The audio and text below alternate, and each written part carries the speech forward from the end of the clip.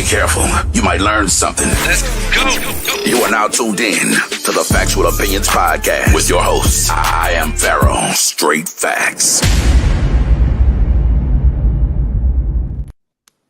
What's up, world? This is Factual Opinions Podcast, Season 5, Episode 14. We're calling this one Greener Pastures. Last episode was Muddy Waters, so we're looking forward to Greener Pastures and things happening in the way of blessings going forward. It's your host, I am Pharaoh, checking in with Will West, the best Nate. You know it. And for the first time ever, one of our biggest supporters, Brother Tony, in the house. Nice to thanks for the invite, man. Appreciate you sharing the platform. Of course, man. I'll return the favor. Some topics on here that I know you want to chime in on. As usual, want to remind everybody to subscribe to our YouTube page. Make sure you follow the audio platforms on Spotify, iHeartRadio, Amazon Music, and am I forgetting one? Oh, yeah, Apple Podcast. Apple Podcast, yeah. That's right. Everywhere we need to be. As usual, our hearts are out to the Brown, Bruce Wayne, Big John. Yes, everybody, he's still part of the platform, but needed some time away again as he continues to tend to matters in his personal life. But Big John, we love you, and we'll be here when you're ready to come back. Love you, brother. Love you too, brother. Get it together. You got it. So the big news yesterday, right out the gate, my man, former first-team All-American at the University of Cincinnati, my alma mater, one of the real ones, Sauce Gardner, inked a 4-year, $120.4 million extension with the New York. Big money. Big money, making him the highest paid corner in NFL history as of right now. You know how that market goes. Yes, you do. Mm-hmm. Yes, you do. Get outrageous. Very much well-deserving, I would say. Sauce was the 4th overall pick in the 2022 NFL draft. He came in, immediately went to 2 Pro Bowls, 2 All-Pro selections in his first 3 years in the league. Has done nothing but live up to the hype. So everybody knows I'm a big Sauce, fan. So I mean, we support Cincinnati guys, so it worked. Yeah, but Sauce in particular, he was the real deal. They had some overachievers on that team that he played on, but he was True. legit. So at the end of the day, also the reason I bring that up is because young Sauce graduated from the University of Cincinnati, so he was a true student athlete.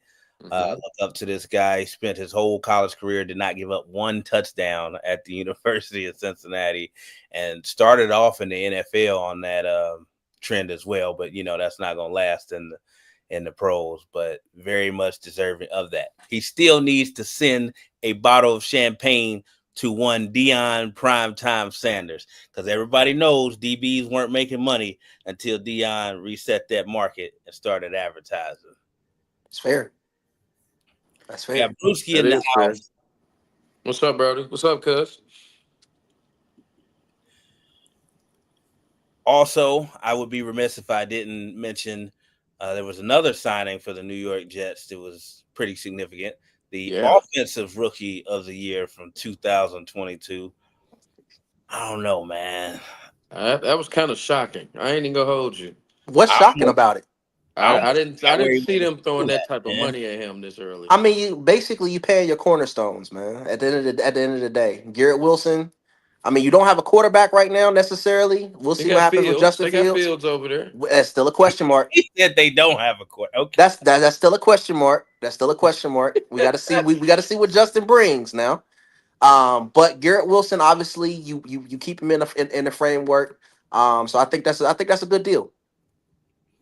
I think the chemistry between him and one Justin Fields dating back to college is going to be something to keep an eye out for, but certainly deserving. I know that year when he came in, you could flip a coin whether it was going to be him or Chris Olave that won Offensive Rookie of the Year that year. Agreed. The Jets, like you said, have their framework in place. Hopefully they have the right coach now with Aaron Glenn and can get some things going. I know their fan base would love that, but the pieces are there. Certainly to see what happens with the New York Jets this year. Nate, did you start tagging people, brother? That's what I'm doing now. Okay. That's why I ain't looking at the screen. Because I definitely want to get A-Weez in here, another quarterback, if he's available. You know, he might be out there coaching them Cardinals right now. Yeah, I think he is. I think they've been having 7-on-7s real heavy lately. And Brother Dewan said that Schroeder was doing a 7-on-7 as well today. Everybody the last 3 weeks I feel like been doing 7-on-7. Yeah, 7-on-7's been at a peak right now. Yeah. Sure they get them boys some water out there because it's still. Man. It's the underwear Olympics, man. They don't do nothing for nobody. Underwear Olympics. That's what I usually refer to the combine as. Underwear Olympics. And I'm just tagging a few people too while I'm slowing down. So as we transition away from the Jets, because this is not a Jets-oriented program, of course, the Cincinnati Bengals made known their 2025 Ring of Honor inductees. Now, for those that follow this platform, you know when it comes to Hall of Fame nominees or selections, I really don't like arguing against guys necessarily and saying that they don't belong, but I will argue for guys that I feel like belong. Lamar Parrish, I don't have an issue with at all. For people that don't know, he was a defensive back that played for the Bengals from 1970 to 1977. A lot of big stats. He finished with 47 NFL interceptions during his time. He also played for the Bills and the Redskins. He is a 8-time Pro Bowler, 3-time first team All-Pro. So very deserving. Now, the other selection, and I hope I don't spite my face when I go into this. I'm not against Lap being selected, but when there are still guys out there like James Brooks. James Brooks should have been in there. Yeah. Dave Fulcher, other guys that I could argue for. I mean, you can get selective, but, there's still Chris Collinsworth out there. There's Max Montoya. There are other, Bengals that I would choose before Lap. Now, he's a hometown favorite because he's on the radio. Mm-hmm. And we know Lap breaks the rule every week because he definitely roots from the booth. He's a homer. So I understand that. He's dear to my heart, too, because I grew up listening to him and Brad Johansson on the radio. I think we all did. Yeah. Because, the games weren't on TV back then. Yep. Yeah. They had to catch it on radio then. It was on radio. They had that sellout rule where if you didn't sell out, Yeah, blackout. TV. Yeah. On TV. Yeah. But what do you all think about Lamar Parrish and Lap being the nominees this year? I'll let you go first, Will. I just feel like this class skipped a lot of people. In my opinion, I feel like they skipped over some folks, and I kind of think it was kind of more political this go around. If you understand what I mean. I feel like it's always political, though. I mean, I think you can make a case it's always political. But I definitely think Lap was definitely a political move. Like you said, I still can't believe Chris Collinsworth is not in the Hall of Fame. Yeah, it's a shock. And I didn't even know that until Al said something. Yeah, I can't believe that one. As much as he supports it just as much as anybody. He hates us, for real. Let's be honest. Because commentating. I don't think that he hates to be. Listen, I've talked to Mr. Collinsworth personally, and I even asked him like verbatim when I used to work at Dick's Sporting Goods in college. He used to come up to Kenwood all the time, and I asked him just point forward. I said, "Why are you so hard on the Bengals on national TV?" And he said, "Because I'm attached." It's like seeing your girl with somebody else that's not treating her right. But you gotta understand that. You gotta think about when he played. He went to 2 Super Bowls. That is a fact. He did during his career, so he's used to seeing the Bengals. Now that was under the leadership of the original Mr. Brown, Paul Brown, but he's used to seeing the Bengals achieve at a certain level, and he played for it. So I understand his heart is there. Got a high standard, and he still lives in the greater Cincinnati area. He never went, Yeah, he never left. Yeah, he's still around. So he's got a personal attachment. But there's him. There's other guys like Carl Pickens who we know he burned some bridges on the way out. But yeah, he did. The numbers are still there, How does Chad go? How does Chad Johnson go in there before Carl though? That's crazy. He passed Carl because Chad still, with the exception of the all-time single-season yardage mark, holds every other significant Bengals receiving record. I mean, but what year did Carl Pickens retire though? I think he retired officially in 01 as a member of the Tennessee Titans. Okay. Okay. And then Chad retired what, in 2010, 2011, somewhere around there? 2011, forcibly retired when he got in trouble. The whole issue with Evan down there. Yeah, that's what I'm saying. But that's what I'm saying. Like, Carl been waiting for what, almost 25 years now. Let me bring this up because I'm going to defend the organization on this one. While I love Carl Pickens and think that he deserves way more roses than he gets, because I understand his frustration on the way out. But he said some things about the city, which Mr. Brown, that's why they call it the Carl Pickens clause on the way out. Some of it may have been true. I don't want to get into the particulars. You can look it up if you want to see what he said. I think Carl Pickens was the only person when the Bengals did that 50th anniversary a few years back. He was the only living member selected for the Bengals top 50 all time that did not show up. So that ought to let you know. Okay. That rubs a lot of people. Got you. Where things sit on both sides at this point. Okay. Didn't know that. So I didn't know that either, bro. I'm learning something new today too. I didn't know he was the only one that didn't show up. He was That's the crazy. only living member selected in the top 50 that did not show up. So, hey, hold on. Before you go on, Al, what's Reem's name? I always forget Reem. Anthony Muhammad. There you go. Every week. That's his political government name. But Brother Shabazz. So honestly, I don't know if Carl Pickens will ever, mend the defenses, here. But I try to remind people it needs to mostly be about what you accomplished on the field. I said the same thing about Corey Dillon. I've had personal conversations with him, as y'all all know, and he never said anything about the city. He never had an issue with Bengals fans. He got tired of losing. Yeah. And there were promises made to him that they didn't keep, so he got upset. And once he got hurt and they put Rudy Johnson in there, and they said, hey, man, this is a cheaper option. We don't have to pay him that $9 million a year. Tony got something to say. He's chomping at the bit. I just want to say I thank y'all for making that mistake. Corey helped deliver a Super Bowl. I'm thankful for you. He did get a ring because of y'all. Yeah, you can have that. And he's still the Patriots all-time single season rusher. Yes, he is. I don't know if anybody gonna touch that. For everybody that said, "Oh, he was just doing that on bad teams," no, he went to a good team and did the same thing. No, what's up, Meech? It's did you see Peter Warrick was in town? And as Dolph said, no, I didn't see my boy was on there. It's politics, of course, but the fact that only season ticket holders get to choose the Ring of Honor nominees is political in a way. Mm-hmm. I can see why the Bengals do that though, because they do want to cater to those that are spending the most money. Taking their money out, yeah. Yeah. But I mean, there's politics and all. It shouldn't be, because that's my biggest gripe with the Pro Football Hall of Fame itself, is there are a lot of writers and people that have credentials that make decisions, and they're not the only sport that does it, but they make decisions based on other things other than the play. And it says specifically that's the main criteria and what it's supposed to be judged off of. If it was a character thing, what's up, B?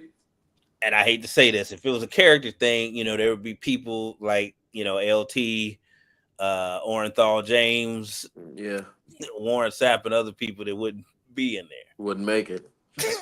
That's fair. But it's supposed to be about what you do on the field. But that's fair. Like I said, I don't want to argue against Lap. I'm just saying there are a lot of Bengals out there still that deserve their flowers, and they'll get them. This is a process that was started a few years ago. Yeah. It was way overdue. Mm-hmm. Because Mr. Brown initially said he didn't want to do this, and he wasn't acknowledging players. It was Katie that was like, "Come on, Dad! Like, we need to do this while some of these guys are still alive." So, what's up, Tom? It's well overdue for some of these people to get their flowers, man. I think, does every organization have a ring of honor? Nope. No, not all of them. Yeah, I was thinking about the Colts because I don't think they got one. Nah, but What's up? at the end of the day, most teams do have some type of, Hall of Fame or something that Mm-hmm. they, honor them. Oh, Cal in the building? Yeah, he in here. He just jumped in here. But the Bengals were, trying to catch up on that and the practice facility and everything else. We're slowly modernizing. So I want to get into another subject as we stick to the football topics that I know Brother Tony had his interest peaked on when I put it on there. So I heard Cincinnati native, former ESPN affiliate, now with Fox Sports, Chris Broussard, make some comments yesterday when doing his own top 5 power rankings. And before I jump into that, I want to say there's more shocking news from Fox Sports. So did everybody see that Joy Taylor has been... Joy Taylor, Acho, but basically everybody on their show got that cut. whole show gone. Yeah. Well, I'll miss seeing Joy Taylor. I could say that. We know She gonna land on her feet. She gonna land on her feet somewhere. Don't be surprised if she go to ESPN. Yeah, she gonna land on her feet very quickly. I think most of those people that get cut, they wind up getting a podcast done with Colin Cowherd anyway. Yeah. I like he the last one surviving, ain't he? Yeah. Well, first things first, survive. I feel like they should have been on the morning anyway, though. Yeah, the hair. Well, the one I don't mind getting cut is Shady McCoy, man. He's a clown. Yeah. He has his moments. He has his moments. I'm like, dude, are you on there for shock value? What's up, Charles? Man? I think he on there for just for his character, man. He's a very colorful guy. But he's so against everything, bro. I hate it. He's such a character. I will say that. But getting back to Chris Broussard, who I actually like, but when he made this comment, I was almost like, you might want to stick to basketball, man. But I do want to do a show with him one day, so I won't go too hard on him. But his comment, to get to what he said, was you can't have Lamar Jackson ranked ahead of Joe Burrow on your quarterback list. I agree with that. You mean you can't have Joe Burrow ranked ahead of Lamar Jackson? Oh, that's have Joe Burrow ranked ahead of Lamar Jackson. I was about to say I agree with that, but now I don't. Well, you see, I got on the Joey B right now. Yeah, I see you got the representation. We all know what it is when it comes to Joey. Can I say? I'm gonna ask Tony first. I'm gonna ask this question real quick.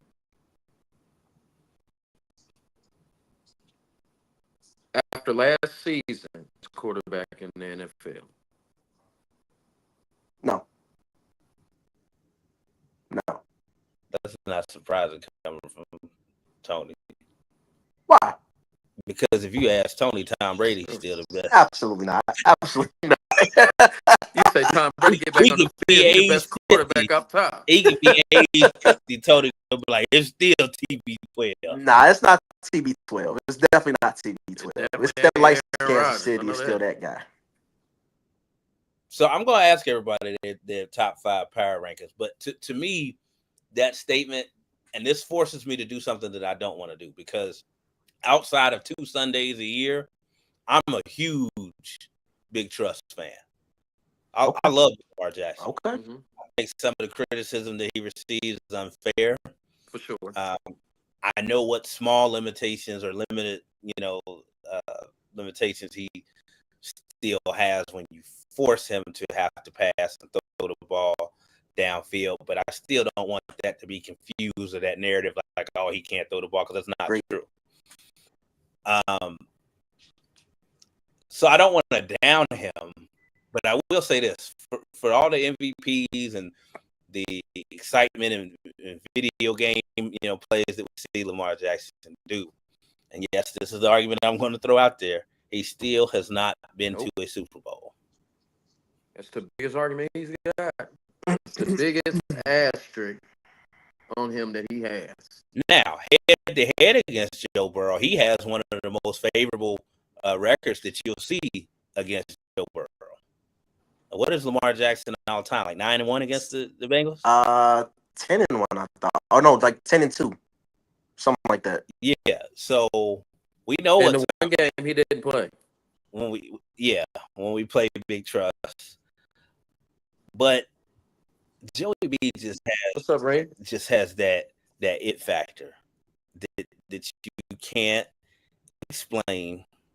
And I'll give a nod to Tony's boy, Rex Ryan, former Jets and Bills head coach, made that comparison. And we're not talking about in terms of Super Bowl trophies. He just said as far as the mentality and the clutch factor, he compared.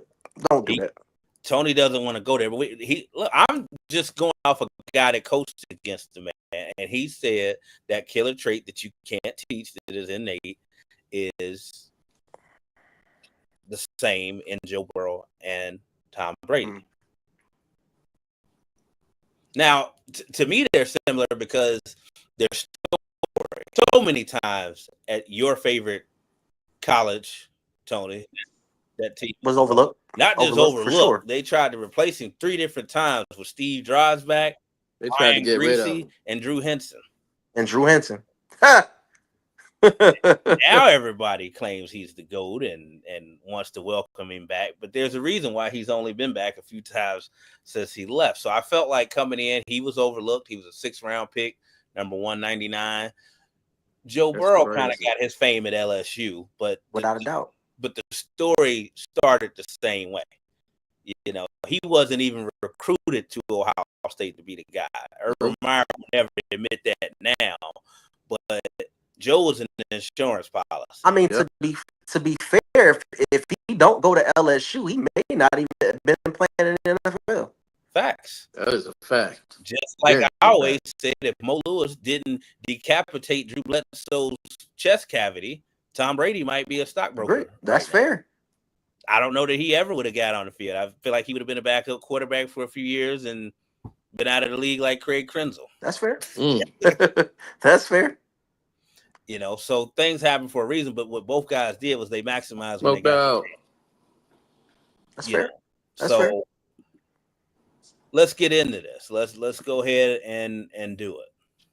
I'll start with you, Tony. Your top 5 power ranking quarterbacks entering the 2025 season are. Can I go top 10? You know your 10?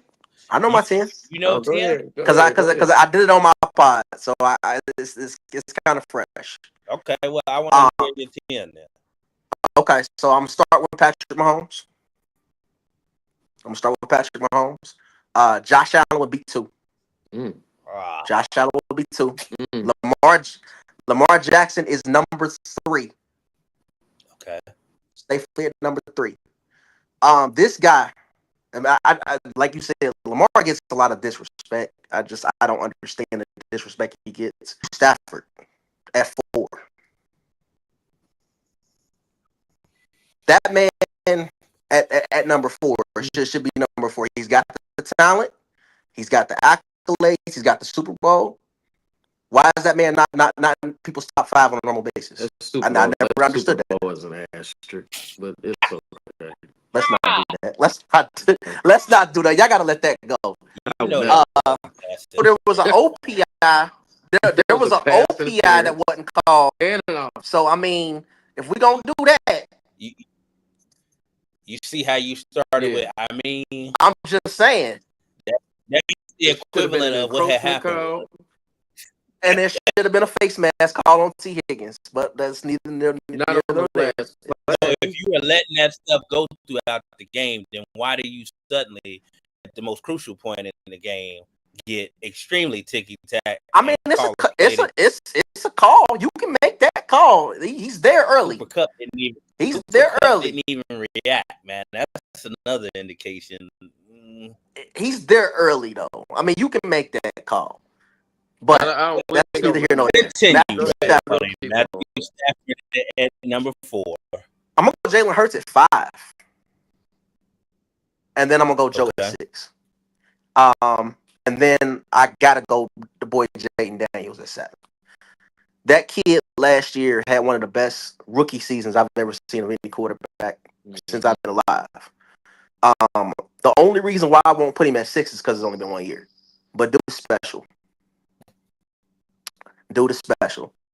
CJ Stroud, even though Pains me to say it. He's Ohio State. Don't God, it hurts. don't be biased. They finally got a quarterback that's worth something. They finally got a quarterback that's worth something that made it to the league. Because I ain't letting y'all get Joe Burrow off. But here's another team up north supporter. How is Josh Allen and Matthew Stafford above Jalen Hurts? Is beyond. I'll tell you why I have Josh Allen above. I'll give you that reason why I have Josh Allen number 2. Because he in the playoffs area? That and the fact that he's shown he can elevate his team. Like the fact that he lost his 2 top receivers last year and they didn't miss a beat. They were in the AFC Championship game against the Chiefs. That's impressive, man. He carried that team last year. I ain't got no. I mean, he is doing more with less right now. Gabe Davis. You lost Gabe Davis and you lost Stephon Diggs, and they didn't miss a beat. Josh Allen showed that, okay, you paid me all this money. I'm gonna do exactly what you paid me to do, which is elevate my team. So I gotta give him credit for that. Gotta give him credit, and he's the reigning league MVP. I'll save my Josh Allen critiques for my list, but okay. I had Jaden Daniels at 8. I went CJ Stroud at 9. I'm gonna go Baker Mayfield. I don't think anybody's been playing better than Baker, but there ain't too many guys playing better than Baker the last 2 years. I got him at 10, so I agree. And then I got I'm gonna give Jared Goff some love at 10. That's a solid list. I still marvel at how anybody can have Joe Burrow outside the top 5 though. Like that's just beyond me. He's a good quarterback. He's a good quarterback, but you missed the. I mean, I got to take into account the fact that he's a little injury prone, just a little bit, injury prone. And We said based off of last season. Well, yeah, based off of last season, you didn't make the playoffs.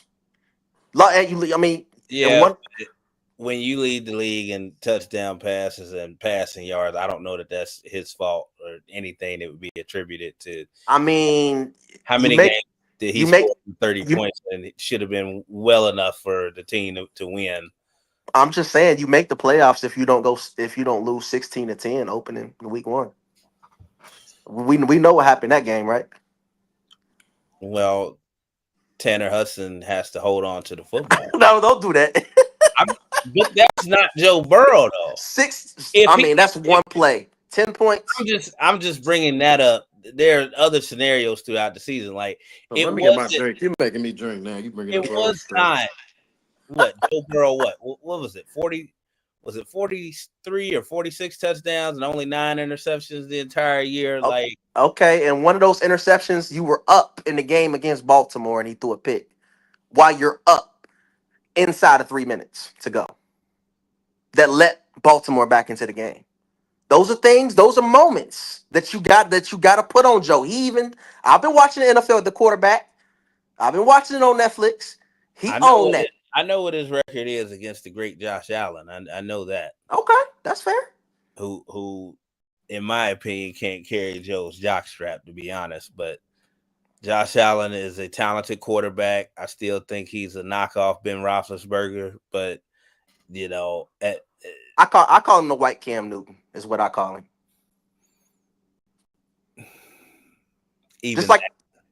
Just like I call Joe. I think Joe Burrow is just a slightly better version of Tony Romo. Slightly better version of Tony Romo. God, they're gay. If you ever I'm not trying to be funny. If you ever watched Tony Romo, go back and watch Tony Romo play, bro. It's very Joe Burrow-esque. Very, very. I ain't like I'm comparing him to a bum. Tony Romo was a pretty good quarterback, man. Tony Romo and Joe Burrow don't belong in the same sentence. I'm just saying style of play, man. That's it. Brother DeJuan. Hold on, Tony. I had to jump back. I had to inform myself something because you started acting a little crazy. Did you just say he was the white Cam Newton? Yeah. Oh my God. Yeah. White version of Cam Newton. Kevin Core said Josh Allen ain't even made a Super Bowl. Let's be real. I mean, that's an argument for me. Like that's my right there. So we know the national media, and in particular, Jim Nantz and Tony Romo. Oh, they love him. Are drinking. So, question: if that's the standard to make it to the Super Bowl, that's the standard, right? That y'all putting up there. It's one of them as far as being a quarterback and a franchise quarterback. They And want him to be in the Super Bowl really bad, yo. what they want is Of course they Patrick do. Mahomes and CBS Josh wants Allen. them in the Super Bowl What really they bad. want is Patrick Mahomes and Josh Allen to be the new Peyton Manning, Tom Brady rivalry, and it's not. And I think even if you ask, now I know I don't have any concrete proof of this. If you ask Patrick Mahomes who he fears most or don't like playing against, he's not going to say Josh Allen. I don't care It's what us. you say. He's going to say Joe Burrow. Period. Point blank. There's I no would in between about that. I would say he would secretly say he don't like playing against Lou Anarumo. That's who I would say he don't like playing against. Man, you ain't giving no props. Sweet Lou, just he knows how to defend Patrick Mahomes. When y'all beat Kansas City, Lou Anarumo, And if what it did he give up? 3 points? interference called it, yeah, he got there early, but it really didn't affect the actual play. I'm just saying, Lou gives him fits. He gave Patrick Mahomes some fits over the last few Joe years. Burrow would be what, 4-1 against Patrick Mahomes if they didn't call that on 4th and 15.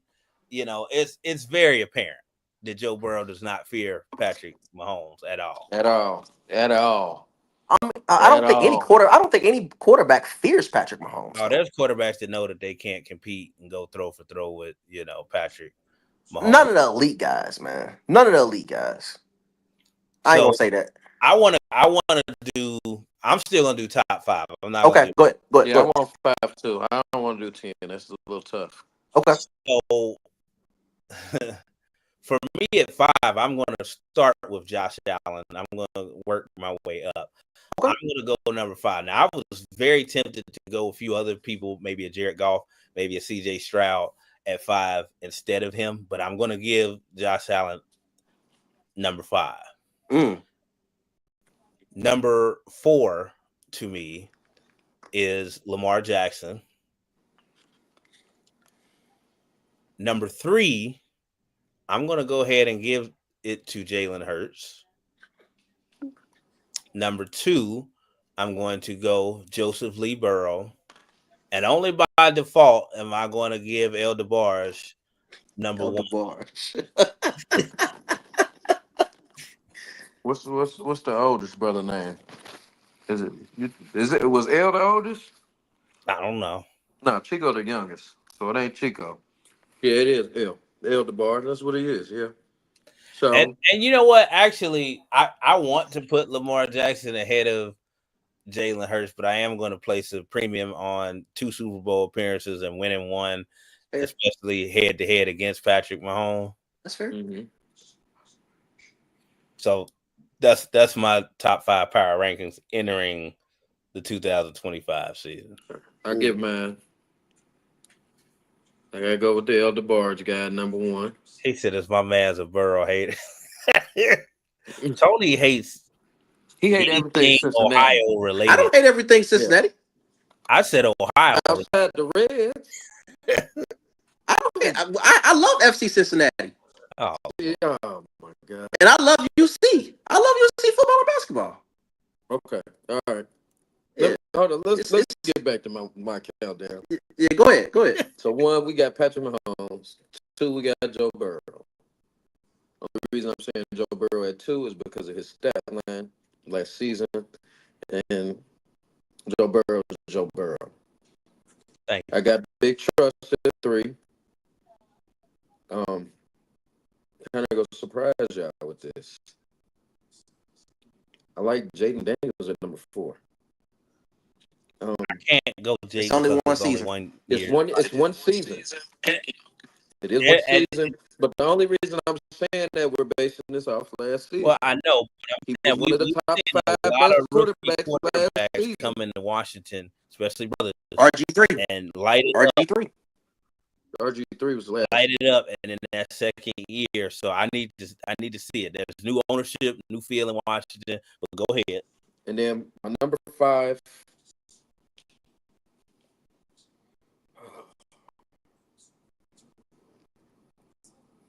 I ain't too convincing on it, but yeah, I'm gonna say Josh Allen. I'm trying to think of somebody in front of him. I'm just not like And that's not the fact that Joe Burrow is, 2-0 against Josh Allen, and it usually ain't even close. And, No, embarrasses him head to head. And I did say this not to, make light of it, but, if my man DeMar Hamlin, didn't have that medical emergency on the field, I think everybody knows, and Tony, you know this from your time around the game and as a coach, whether you like him or not, the Bengals would get ready to kick the Bills' ass. Yeah. They about to get cooked. They about to get cooked. I agree. And then they turned around and went to Buffalo unfairly in the playoffs and completely destroyed them. And the next year was the rematch on. Cancel them tickets. Yeah. Go ahead, cancel them tickets. I never understood that either. How the league. It was some BS. Did that. You're going to have a neutral site game for the AFC Championship game. I'm like, you should have did that with the Bengals and Bills, who the Bengals were unfairly penalized because of what happened. They would have had. We got the bad end of that stick that year. But again, it's typical Bengal bias. Whatever. It's the Bengals. Just the.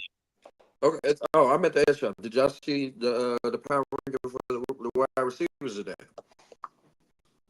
No, I didn't. Yeah, they got Uno at number 1. Uno's 1. As they should. Justin I agree. Was 2. I agree. Justin Jefferson, yeah. Yeah, he was like 3 or 4. Yeah, he was 3. You had Amon St. Brown. I was up there. St. Brown. AJ Brown. Oh. AJ Brown was 5. I knew. Oh no, CD Lamb was 4. Yeah. St. Brown was 6. That's right. I don't think they ain't missed with that though. It was fairly deep. I remember having that argument with A-Weez when we were coaching over at Purcell, and he actually called CD Lamb dumpster juice at the time. Now, in fairness to him, this was 2022, and I'm like, I don't know. I've always been a big CD Lamb fan. I saw him as a true freshman come into my state capital and say, so what? Stare 105,000 people in the face and do his thing right away. So I pretty much saw it from the jump, like, oh, this kid's for real. He definitely was. He was definitely that dog in college. So you know what? That's a good list though, and I'm glad people are giving Uno his props. Yeah, I mean, it's with that, it's either 1A or 1B. Him and Jets. He won the triple 1A or crown. 1B. It was given. Huh? He won the triple crown. How you gonna go against that? You can't even fight nobody with that. I agree. I think Uno's the best receiver in football, which is for sure. Which is why I question how good Joe Burrow is. You got, seriously, it's part of the reason. You got an all-time great receiver in Jamar Chase and T. Higgins, who's a number 1 on most other teams, on a lot of teams. Hold on, Tony. I got for another drink. Hold on. You got crazy. You done got on here. I'm just saying. Who else got that? Just like saying Joe Montana was only good because he had Jerry Rice and John Taylor. Yeah, we saw him throw to other people besides Jerry, though. I know. And when he went to Kansas City, he got one game away from another. Yeah, agreed. It's different. It's different, but are we really penalizing him? Because let me go another route. Change sports a little bit. You're a Lakers fan just like I am. Mm-hmm. So people want to penalize Kobe Bryant because Dr. Jerry Buss and Jerry West and Mitch Kupchak knew how to build a team versus Dan Gilbert not knowing how to build a team. So do we penalize Kobe's greatness because he was surrounded by other great players? Hold on. No. First of all, No. I'm talking about Kobe right now. I'm sick of all this slander.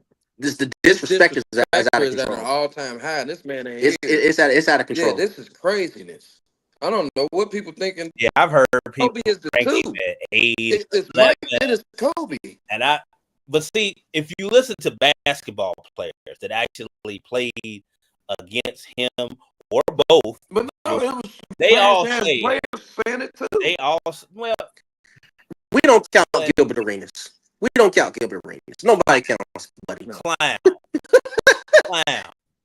You can't can't say what I want to say because Yeah. Kmart That is boy cool. had 2 good seasons. Let me just stop. Buddy's claim to fame 8-0. is that he dropped 60 on the Lakers one time. That's all he known for. That's all he got too. But if you listen to real people, like Quentin Richardson and other people, that have said it, and I just realized you had on that damn hat, Tony. My goodness, Tony. I wasn't ready for all this today. I ain't even gonna hold you. They view Michael and Kobe, to make an apt comparison, the way I view hip hop. There's Tupac Shakur and Christopher Wallace, and then there's everybody else. A lot of people that played say Kobe and Mike belong in their own category. Then you can start ranking people.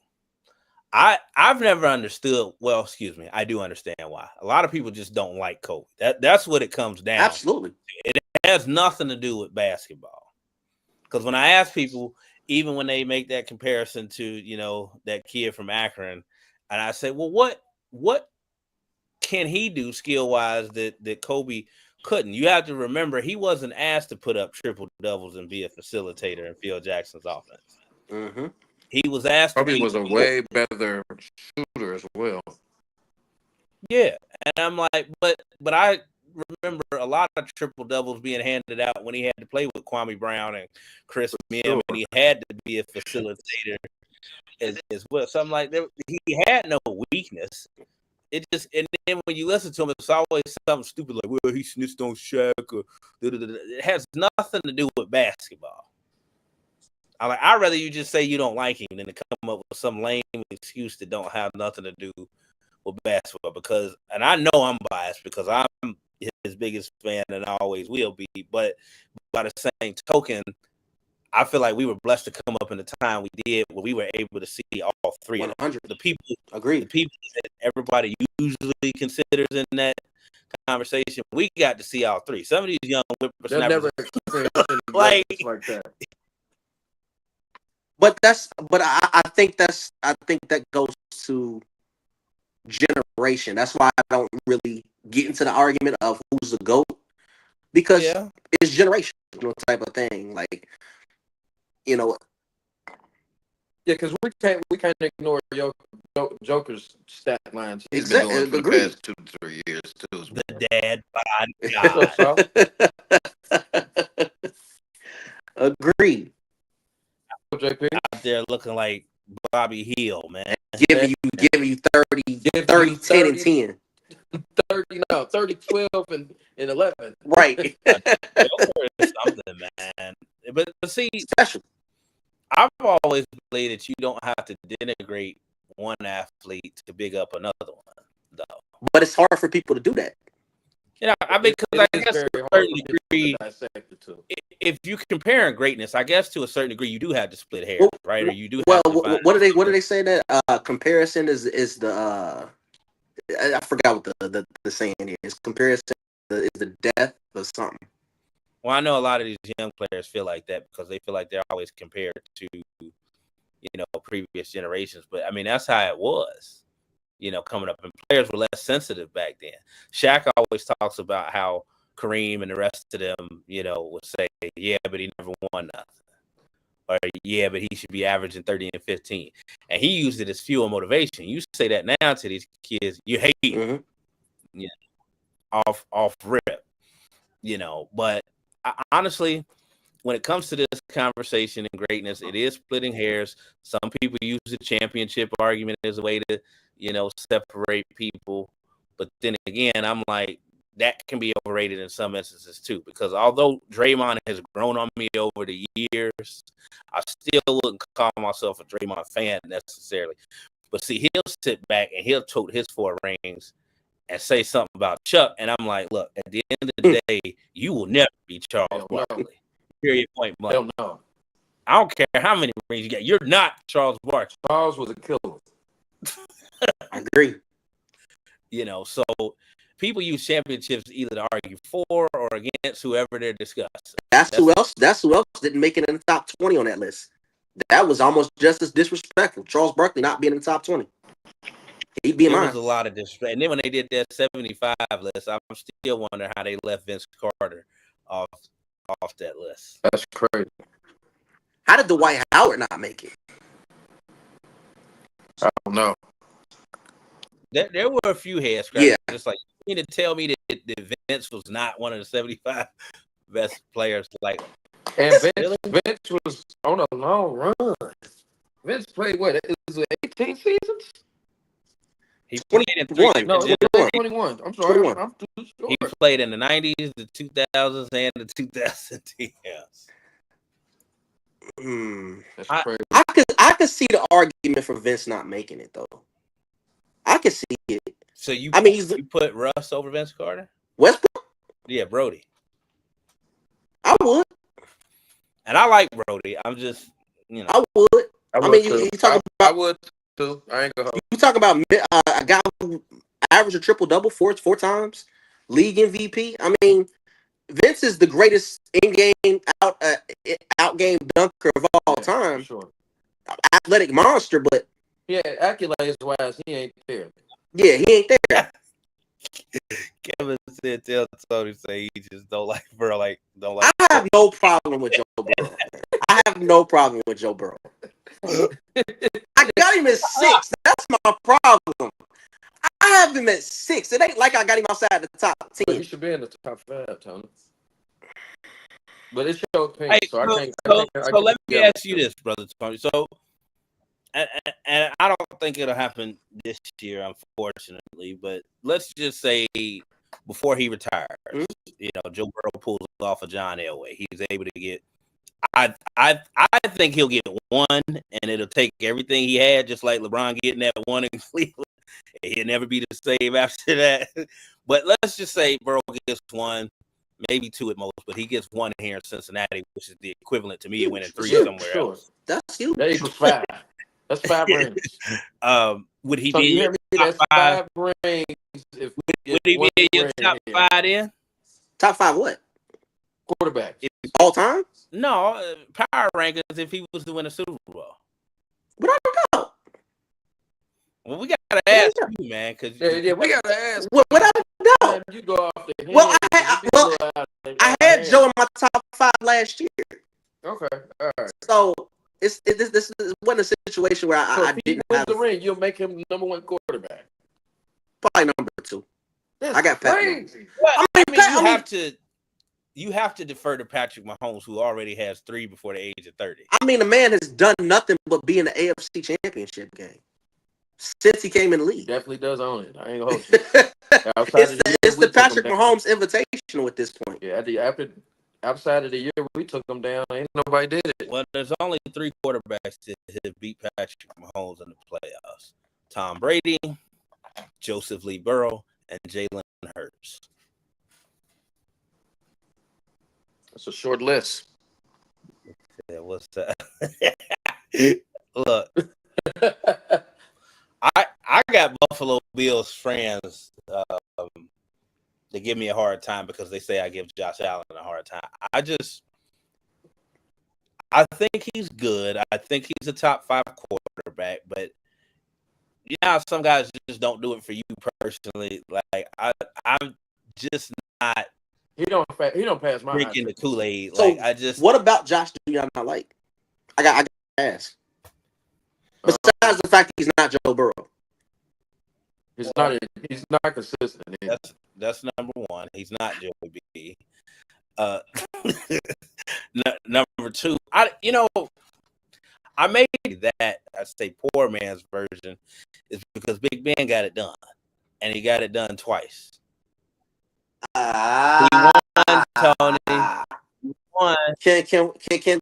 But hold on. Can we put this in context though of how bad he played in that first Super Bowl? I understand. What the not the one against Arizona, but the one against he Seattle. was pretty dope in that Arizona one, especially. Yeah, it's the first one. Who did they play? Seattle. Yeah, he was terrible. But he made up for it in the air, especially when he hit that Super Bowl MVP from in the corner of the end zone, Mr. Santonio Holmes. That was a dot. I ain't a dot. like that. No doubt about it. I wish A Weez was in here, man. No doubt about it. That was his saying. Dot. I can't say nothing about it, but all I'm saying is that at least that first Super Bowl, bro, he was horrible, man. But the thing is, you gotta realize in that first Super Bowl, they were riding Jerome Bettis. And that defense. Willie Parker was big in that game too. Fast Willie Parker. Mm-hmm. But what I was going to say is that whole recipe for success when Ben first got there was masterfully done by Bill Cowher. Absolutely. They didn't ask Ben to throw the ball more than 15, 20 times a game.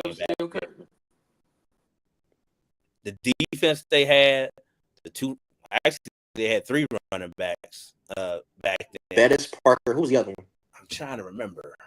A little swollen 33. Yeah, I remember number 33 for some reason. I just don't know his name. I don't know his name either. But yeah, they played good defense. They ran the ball. He was what in his third year. Second or third year. So they still had a young quarterback, so they didn't ask him to do that much. He evolved into the big Ben that was throwing the ball 30, 40 That's times. fair. So yeah, he had a bad game, but they still won. They got there. That's to me of a quarterback that I'm going to hang my hat on as my franchise guy. And yes, I'm going to bring it back to college, but I get an argument with Charles and a lot of other people when it comes to the Ohio State. Craig Krenzel in the top 5 Buckeye quarterbacks of all time. And everybody's like, oh, my God, how could you do that? And I'm like, it just sounds so grueling. It just sounds grueling, but Al made it make sense. Brutal. He made it until make you sense. cut on Holy Buckeye on 4th and 1. Or you need that 4th and 15 against one of the greatest teams ever at the University of Miami in overtime to make that play. No, it wasn't pretty. And we're talking about another guy that only threw the ball maybe 15, 20 times a game. But if I had to put my house on the line or my Jeep, I don't trust too many more people than I trust Craig Krenzel in that moment. It's cringing, to be honest. But I can't be mad at it. I'm just saying, name a time where he really came up. I can't. They won the national championship with him. Yeah, Are there guys who were uber more talented than Craig Krenzel to walk through Columbus? Of course. Yeah, he walked through. They didn't do nothing. Yeah. Now, because the guy everybody wants to talk about, they say, well, how don't you have JT Barrett in your top 10? I said, because I don't. Because he hung around long enough to break some records because he was in school for 5 years. He played for 5 years. He was in school alone. I'm like, name a significant win. And then I think he prolonged his pro career anyways because he just knew he wasn't ready. I mean, but I'm not gonna think back on that. Like I remember passing up going to the league. He wanted to stay for, and then that 5th year, he was like really up in the air. He was like, I don't know if I really want to go pro. Well, he got hurt a couple times, and you got to remember, Cornelius, what was his name? Took it filled his spot. Cardell Jones? Yeah. He tore his ACL his senior year of high school. So JT Barrett, set out a whole, year and a half before he, ever got to really, play. And he was still getting his legs under him, and then he breaks his ankle in that game against that team up north. Cardizzle, stepped in, did his thing from Cleveland, Glenville, and delivered. But there are a lot of guys that I would say are more talented, and I would pick before I pick a JT Barrett. If you're just going off numbers or, stats, I can understand how people would be offended. But, at the end of the day, people like, man, you got Stanley Jackson ranked ahead of him? Yes, I do. Yes, I do. I'm going to have an episode where I actually talk about Maize and Blue. We might have to have Tony. We got to bring I'm game. Because I want to really get into that, because what a lot of people don't understand bring is Triggs on for that episode too. And we bring Triggs on too. I know just as much about them as I do my beloved Buckeyes. You have to know, really I agree. Love that school. I don't know why, but I'll stay off for that episode. I'll just be the troll that day. I don't want to be involved. Because a lot of people don't know that I'm really an Ohio State fan. So I just be And quiet ain't about it. nobody And talk about it except Braylon I Edwards and respect. Charles Woodson. You know, Here that's all. you go. Here you go. And maybe And Hutchinson that just came out a few years a ago. Ty Law or Marlon Jackson. You know, you get slim pickings after that. You know. There you Got go. to start digging for good players at that point. JJ McCarthy about to let everybody know what's up this year. You think he could be good this year? I mean, he's got everything that you want a young quarterback to have. A great offensive line. Ain't he Huh? only 6'1", man? It's like Ain't he only 6'1", 6'2". Oh, he on some what's the name of stuff then? Over there in Carolina, what's your boy name? Oh, Oh, Bryce Bryce. Young. Bryce is like 5'10", 5'11". Bryce Young. Damn. Well, even though Bryce started to turn it on at the end of last year, I think we all know who won that CJ Stroud Bryce Young debate. Yeah. That's well. Wait. We got a question mark on CJ just a little bit with the shoulder injury. I'm hearing some questions about the shoulder. Until I see the question marks on the field manifest. That's fair. You know, I'm just gonna go off with it because what he inherited at Houston wasn't too much better than what Bryce walked into in Carolina either. Oh, he just ended up finding some diamonds in the receivers. That's what he found. Well, that and D'Amico Ryans is actually Ryans is a hell of a football coach. Yeah, for sure. Did you see they was talking about his job? He on the hot seat this year. Ain't no way in hell. Ain't no way in hell. He lose his job this year. He lose his job. We gotta start questioning. I don't think the McNair brothers. Coaches. I don't think the McNair brothers are that stupid. And I don't want to get into what my problems are with them, but I don't think they're that stupid. I think they know what they know have. the problem. They stole something. They stole something. That's the problem. But yeah, anyway. So we got a lot of time to talk. You know, football's training camp gets ready to roll around and everything. We strayed a little bit from the basketball talk. So this is another conversation I wanted to have with Tony on here. There are rumblings and a lot of rumors going around about the relationship between one LeBron James and our Lakers of Los Angeles, the Lake Show.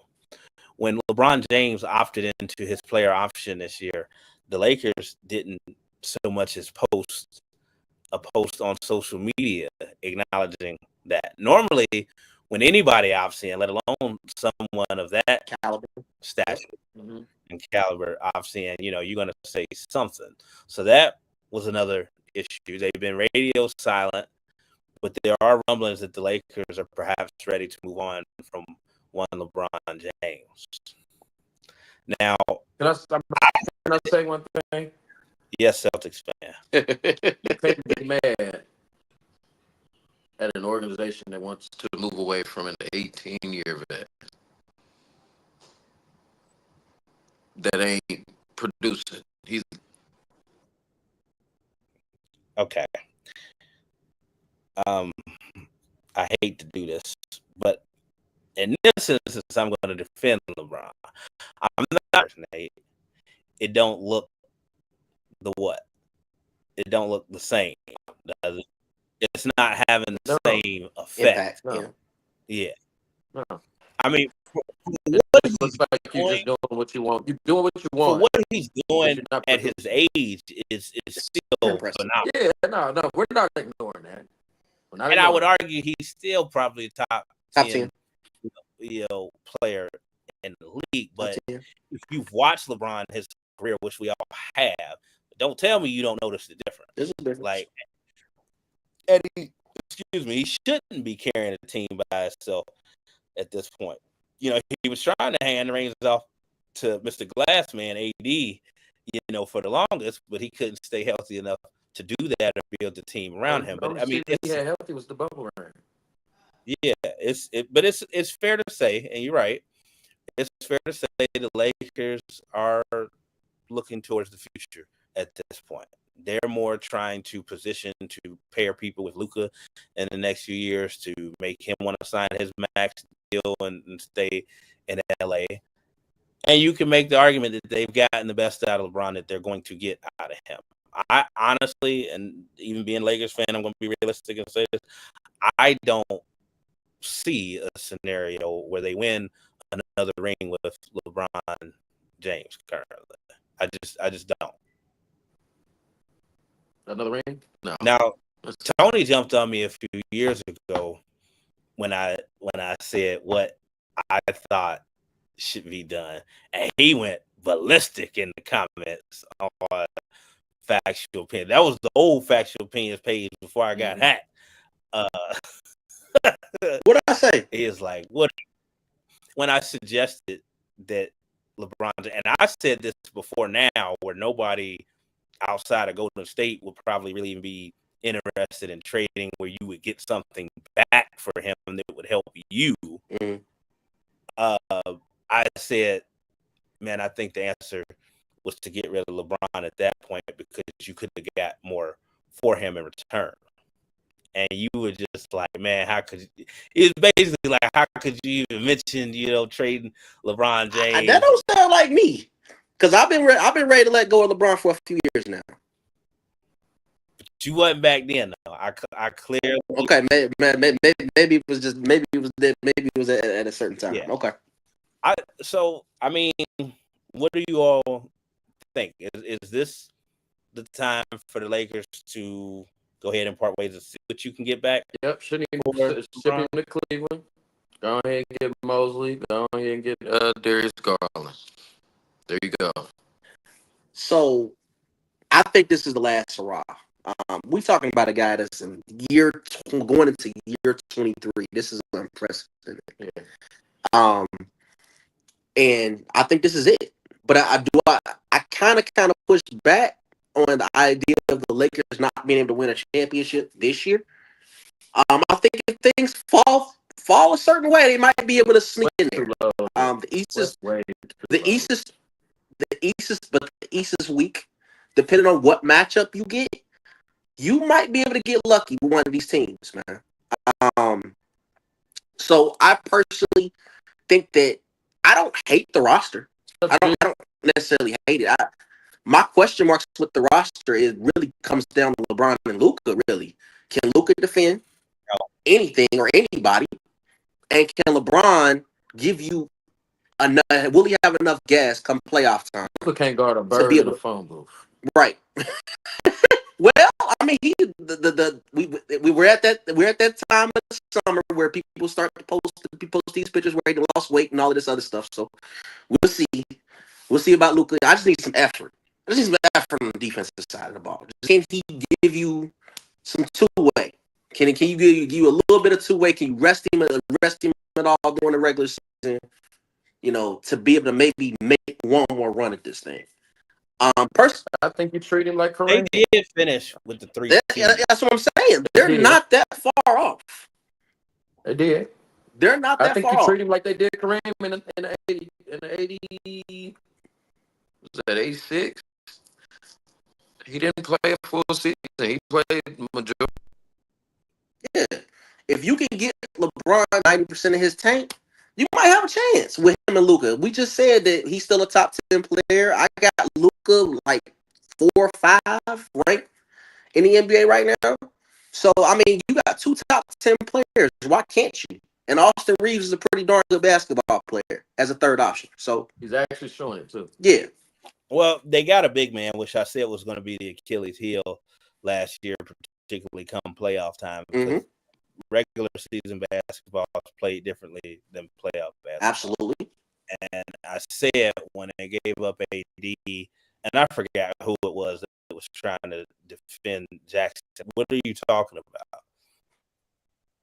Oh, it was Curtis Worth, my brother. No. That was on. I'm like, did you really offer him up as a viable option?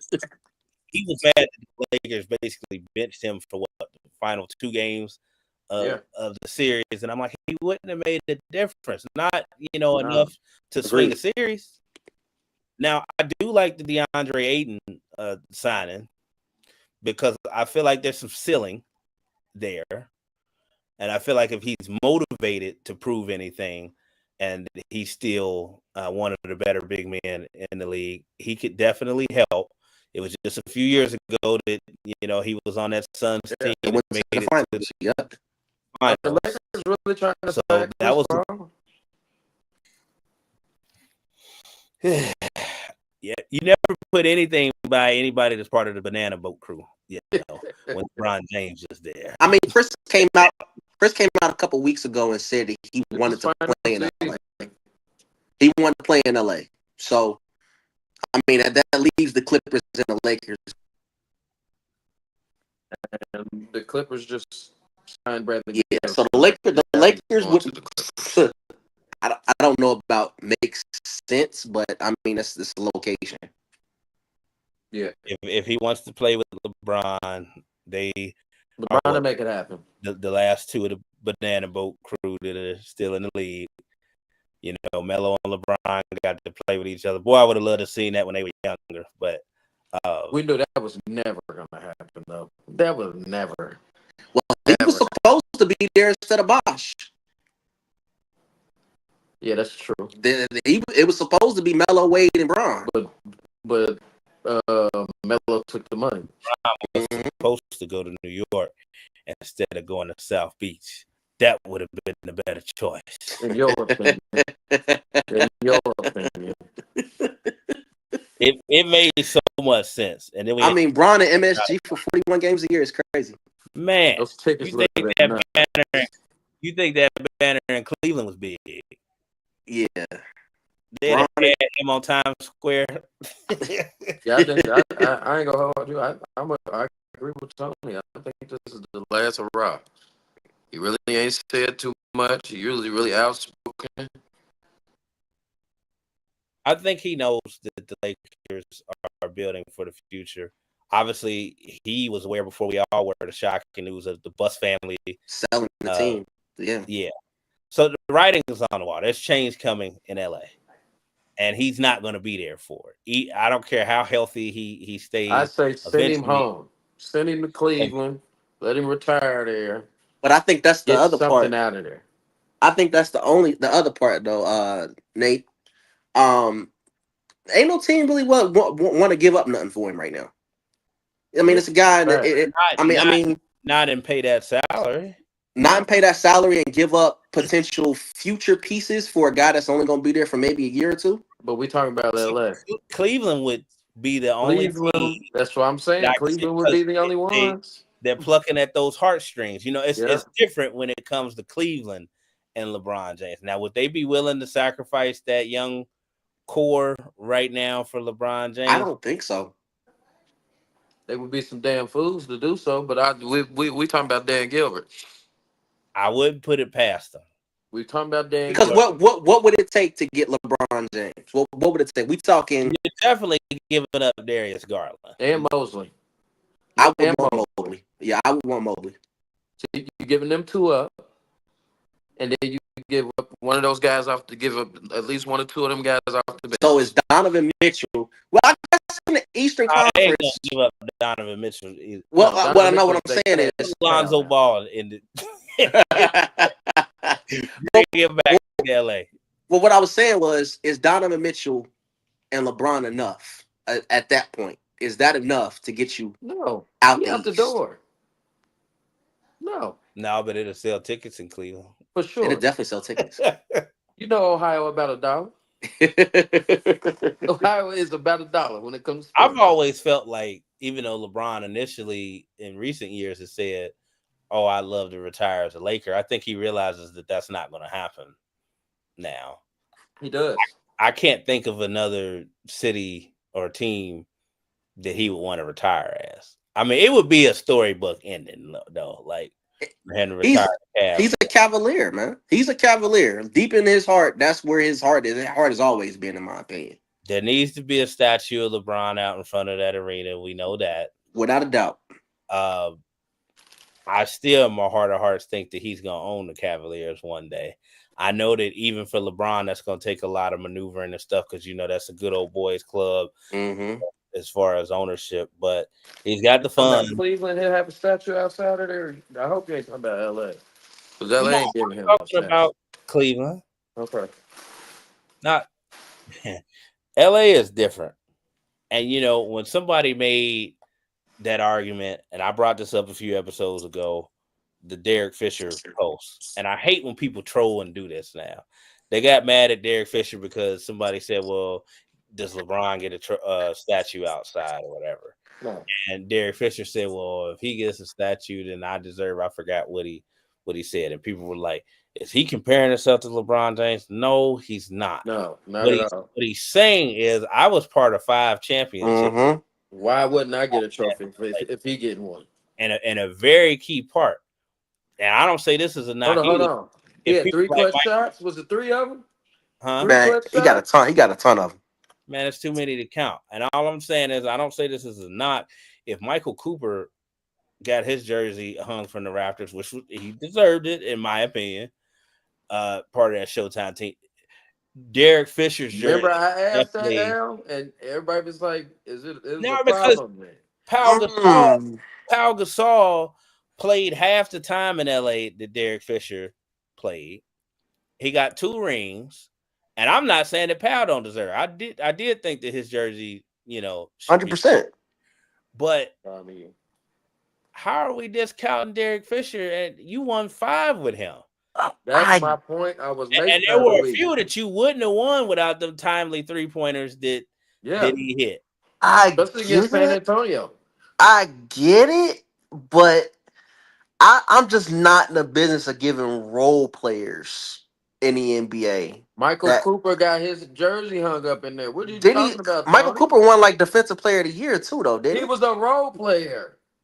I mean, on that team, yeah. On that team, but Michael Cooper was. But Michael Cooper, I mean, Michael Cooper wasn't. He was a glorified role player. This? I can't see there. There are that was a great point. There are glorified role players. All right, because Robert Horry is a glorified, the ultimate glorified role player. But you know what? Robert Horry will never get in the hall with all them rings. Mm-hmm. Will never get in the hall. Hey, the greatest role player of all time is Dennis Rodman. See, I wouldn't call Dennis a role player. I wouldn't call Dennis a role player. I wouldn't call Dennis a role player. I know why, and I sort of feel the same way, but he was on the 2 teams that we remember him most for. That's exactly what he was on those teams. I would say on the Pistons. Stick in my brain. What always stick in my brain about Dennis Rodman, Sean Kemp making that statement about him. Why y'all couldn't beat the Bulls? Dennis Rodman. It wasn't Mike. It wasn't Scotty. We couldn't outmatch him. He was the problem. Him making that statement was a big thing for me. Like, oh yeah, Dennis definitely wasn't just. So you wouldn't count Dennis as a star in Chicago? Personally, I feel like Dennis Rodman was a star. For sure. But I'm a rock star too. Yeah. and he was social media before social media. Absolutely. But I'm saying what he did, and it was to the 10th power, yes, but what he did on those 2 teams would still constitute being a role player on those teams. Now, nobody else is grabbing 22, 23, rebounds and again. Garden, everybody 1 through 5. I have a Dennis Rodman highlight film from Game 6 in '96 when the Bulls clinched and won the 4th title, the first one after Michael came back. And if you look at Sean Kemp's face, and it wasn't just him, Frank Burkowski, Detlef Shrimp, Sam Perkins, Chief, all of them that had to guard Dennis Rodman had that same look on their face. Karl Malone, who I hated. Sean Kemp was the only one that Dennis couldn't push around. Sean Kemp was the only one he couldn't push around. Everybody else wasn't no problem for Dennis. But it wasn't about pushing him around. It was about drawing what he did in the game. It was drawing those charges, outworking him, frustrating him, grabbing his butt, all that stuff that Dennis Rodman did to get you out of your game, and then I'm still going to outwork and play you in the process. And that's why I think I wouldn't call Dennis a role player. For the same reason why I wouldn't call Draymond a role player. I think So Draymond's. what's the name for Draymond? What do you mean? Utility man. I call him a hybrid. Call this nigga a hybrid. Excuse He me. does a little bit of everything. He's a hybrid. Yeah, as Charles would say, getting them triple singles.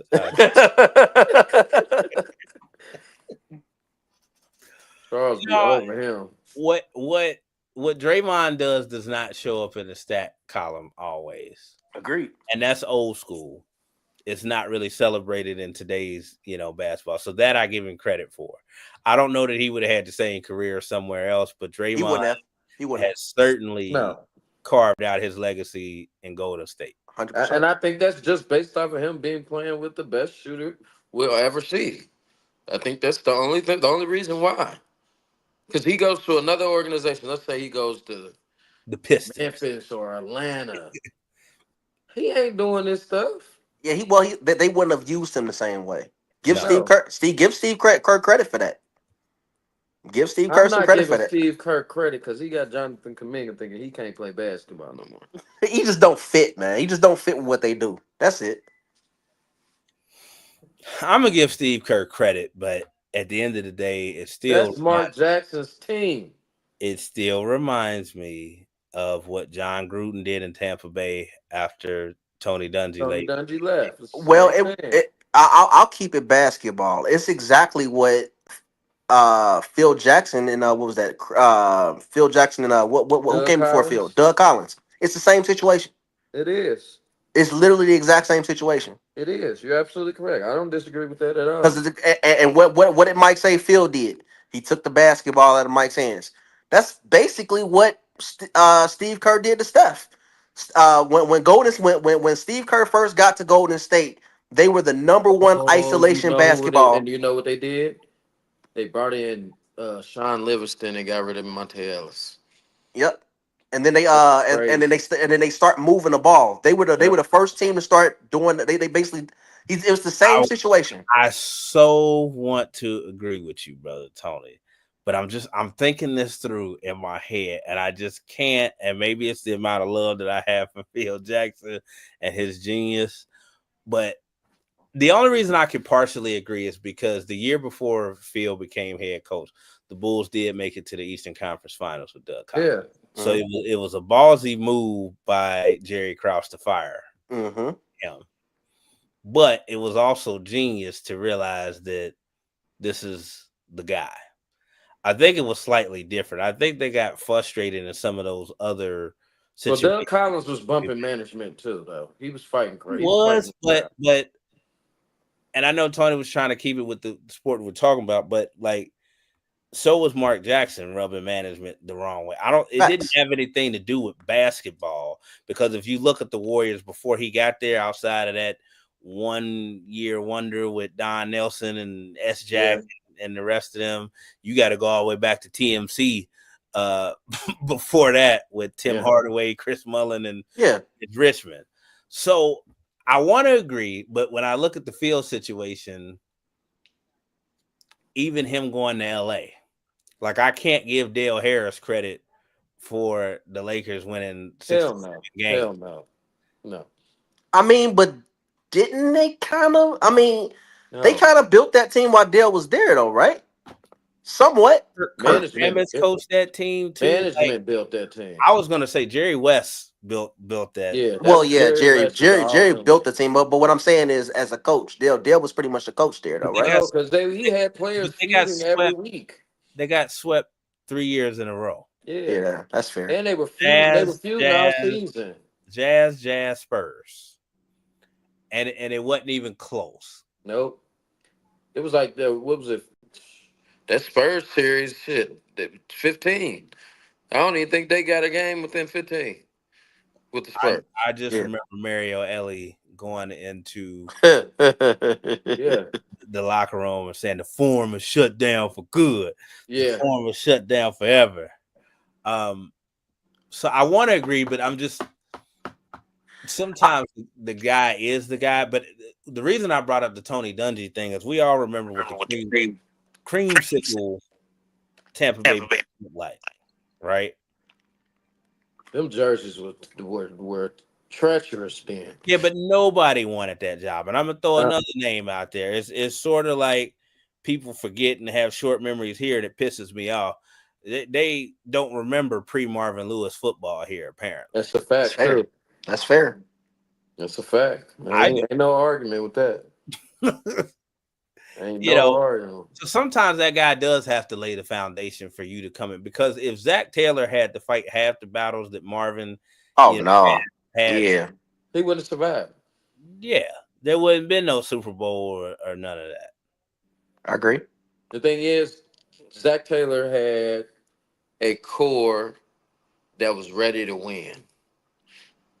That was the real thing why we made it to the Super Bowl. We had a core that was like, hey, we don't care about this tradition going on here where they continue to lose. We breaking that. We shutting that down. We ain't about to keep having this. This ain't about to even hang around for us like this. Well, another thing. Joe Burrow made that point blank and period. He said, Joe is this Joe, ain't about to, and this ain't about to go down. Getting him changed the trajectory of the franchise 100%. Joe is Joe, but they also hit on pretty much all of their free agents. For sure. And there were guys, we know them now, but there were underrated guys like Trey Hendrickson. Technically was an underrated signing at the time, because nobody knew if that was him or Cam Jordan, getting all the attention on the other side that allowed him to get off. Mike Hilton was an underrated, signing. To be honest, unless you really drafted Jesse Bates, didn't we? Huh? Jesse Bates was drafted. Yeah, he was drafted. I still think the greatest free safety in Bengals history, Jesse Bates. DJ Reader was technically an underrated signing at the time. They hit on all of them. Yep. Now, it sucks that we didn't get it done then, because, I know Joe said the window is always open as long as he's here, but sometimes you got to get it. That window right there. When it's right there, you got to get through the window. Yeah. That rookie quarterback window is special. Yeah. That rookie contract is special. A lot of teams that do break through go on and get it wild, because I forgot the stat last year how many guys in Philly, particularly on defense, were on their first year rookie contracts, actually. 8. It was 8. I know it was a high number, but I remember when Seattle made that run, they had a lot of guys that were most of those guys hadn't got paid yet. Yeah, on their rookie deals. So it gets hard, man. And now it's a juggling act, and you see the Bengals are trying to do everything they can, from selling naming rights to Paycor to changing the language in contracts and all of that to save face. It's crazy how they try to reword words that like we don't know what they is. That's the only reason. I know we went in on him a few episodes ago, speaking of Shamar Stewart, but I feel him and I understand. I respect it. I understand. I just think that he went about it. First, I was pissed off and I was irritated. I think he went about it the wrong way. You just take an NFL snap. Yeah, you just don't talk to the media about it. You let your agent take care of that. Yeah. Say what you want behind closed doors, like you said in those sessions or whatever. But you can't come in and go Carl Pickens when Yeah, but I completely understand it, because I get it. I just wish he had more than 4.5 sacks in 3 years at Texas A&M, and like you said, it was done behind closed doors. Right. Because now you rub some people. He's back at school now. Yeah. He's just working out, man. They said they was talking about today.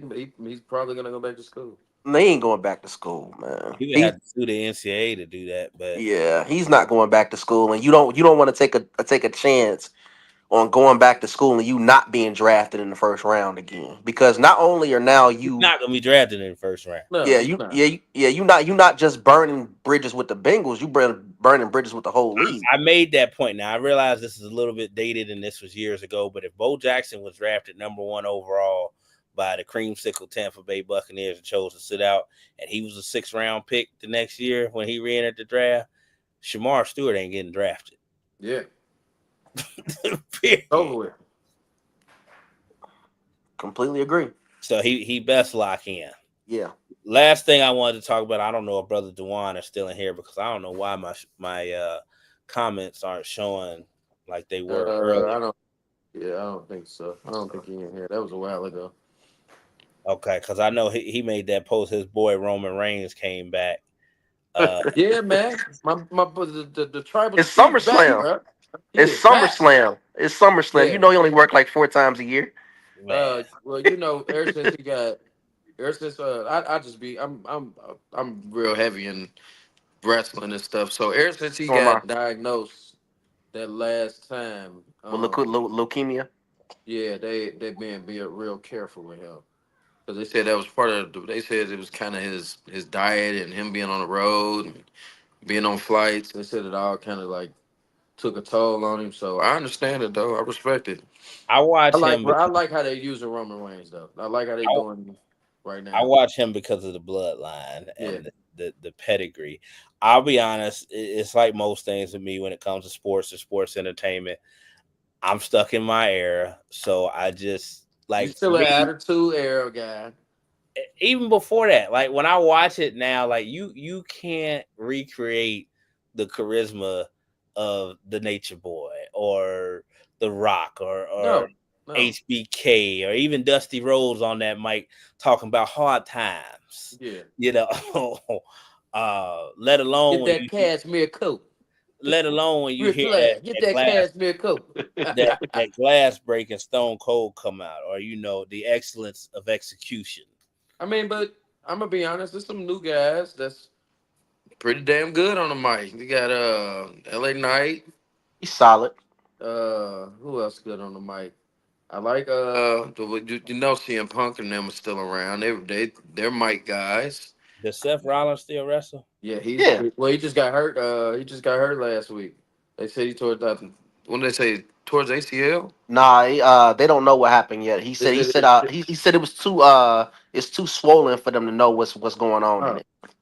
yeah, but he's always had knee issues, so I wouldn't expect nothing different with another knee issue. But I mean, there's some good people that are good on the mic.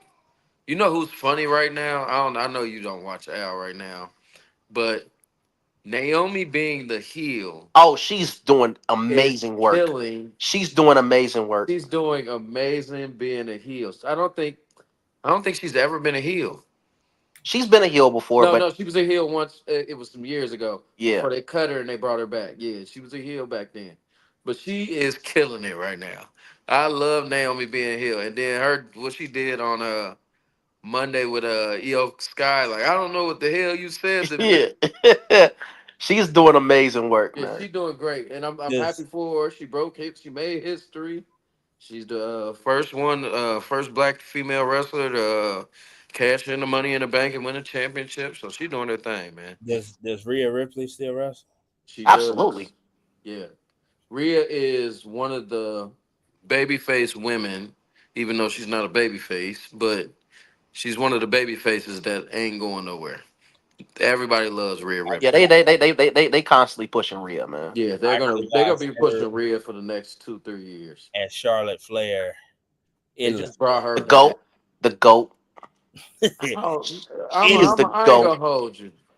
She's not a goat to me. I've never seen a bad Charlotte Flair match. I've never seen it.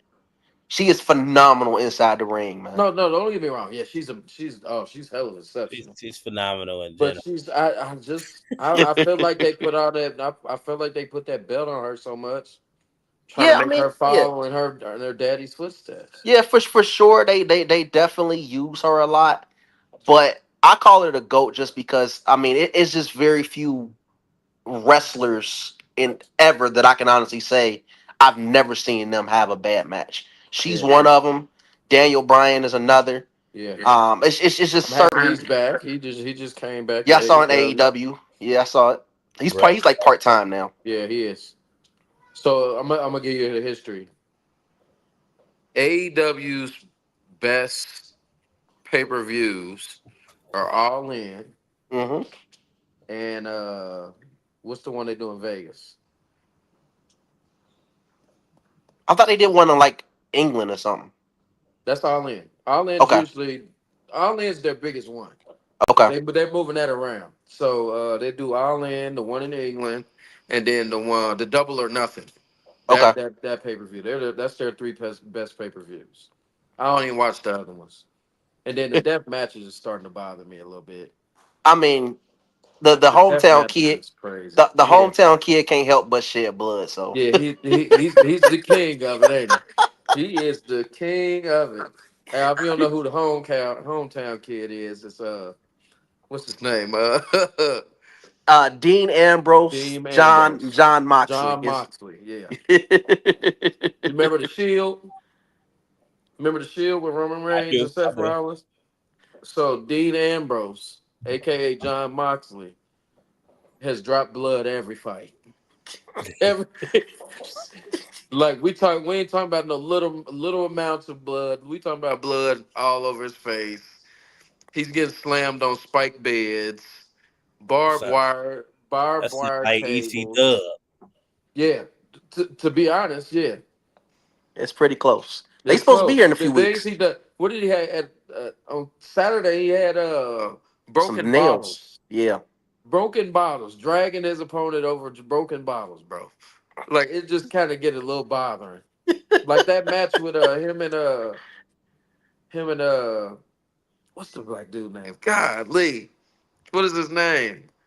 He just had a fight with Osprey.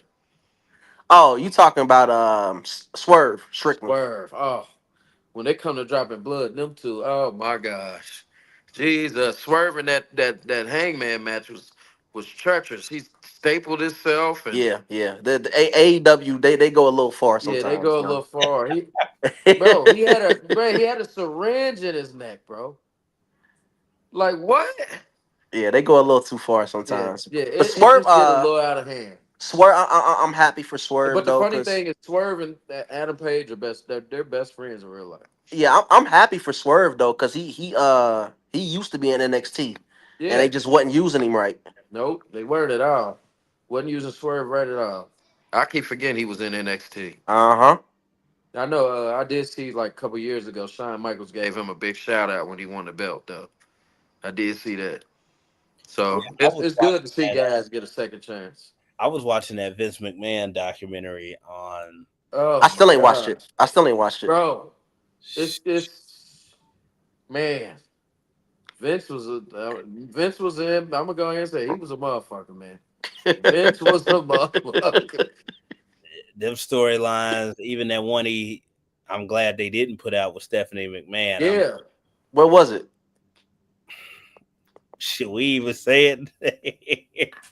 We'll tell you off record. We'll I do it got off you. record. I We got you. ain't say we ain't gonna tell you right now. I got you. But Anything the for a crazy buck, thing I is, him and Shane didn't even have a father-son relationship. I believe it because of Mac. I believe it because of how his relationship was with his daddy. It Yeah, just passed down. yeah, it definitely was. Yeah, for sure. Yeah. That So was the guys, main thing they said in the documentary. He was like, "This is like kind of a." I wanted my daddy attention. I didn't get it. I think we touched on just about everything that I wanted to touch on today. So I want to thank everybody who did tune in, all the comments on YouTube, Facebook, checking in. Your views count, so you don't have to always stay, but we appreciate you stopping by and sharing this stream with us. Want to remind everybody, although Facebook deletes everything now after 30 days, the live stream will remain up on YouTube for the video watchers. Audio, again, you can tune in and check out, download the episodes on Spotify, Amazon Music, iHeartRadio, and Apple Podcasts. Again, shout out to the Brown, Bruce Wayne, Big John. We love you. Want to thank Brother Tony for stopping through today. Don't be a Appreciate stranger, you, brother. brother. Appreciate Yes, Take it. your sir. damn hat off. Yeah, go throw that away. Go just Yeah, put man. it in the back of the closet so you don't remember it's there. No, sir. I can't even talk trash, man. We just wait till November. But it's your boy, I Am Farrell, checking out with Brother Tony. We'll West the Best Nate. You know We'll it. try and do it better the next time. Appreciate it.